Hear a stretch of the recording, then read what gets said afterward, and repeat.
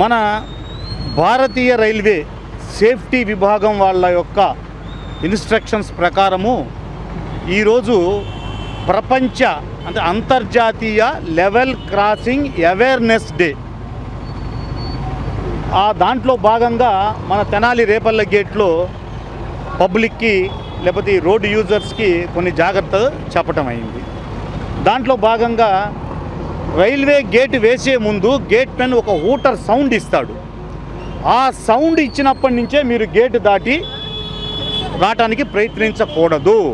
ఆ హూటర్ సౌండే మనం వెహికల్స్ని ఆపేయాలి. అలాగే ఆగి ఉన్న మూచి ఉన్న రైల్వే గేటుని కనుక గుద్దితే రైల్వేలో చాలా సివియర్ కేసులు ఉంటాయి వాళ్ళ మీద. సో అలాంటివి చెయ్యొద్దు.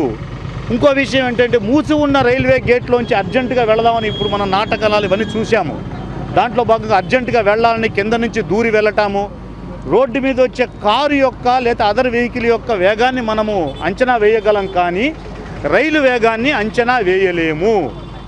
అది చాలా స్వేచ్ఛగా వచ్చేస్తుంది. గుద్దితే రైల్వే డ్రైవర్ల మీద కేసు ఉండదు. పబ్లిక్ వెహికల్ అయినా సరే వాళ్ళ మీద కేసు ఉంటుందేమో భయం ఉంటుంది వాళ్ళకి. రైల్వే డ్రైవర్ల మీద కేసులు ఉండవు, రైల్వే వాళ్ళ మీద ఇది ఉండదు. సో అతను స్వేచ్ఛగా అతను ప్రయాణించడానికి మాత్రమే రైల్వే ట్రాక్ ఉంది. తగు జాగ్రత్తలు తీసుకోవాలి. అలాగే ఎక్కడ పడితే అక్కడ రైల్వే ట్రాక్ని మనము దాటవలదు. రైల్లో ప్రయాణించేటప్పుడు ఇందాక మన నాటకంలో చూసిన విధంగా దీపావళి సందర్భంలో ఆ టపాకాయలు బాణాసంచా తీసుకొని వెళతారు. అలా తీసుకొని వెళ్ళకూడదు.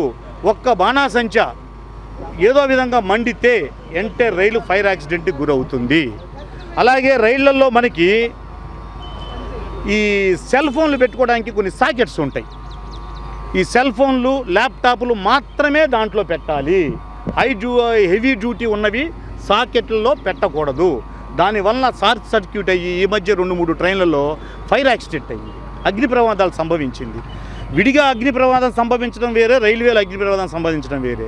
రైల్వేలో 110-120 కిలోమీటర్ల వేగంతో వెళ్తున్న రైల్లో అగ్ని ప్రమాదం సంపాదిస్తే ఆ వేగానికి వెనక పెట్టెలకి అతి వేగంగా వ్యాప్తి చెందుతుంది.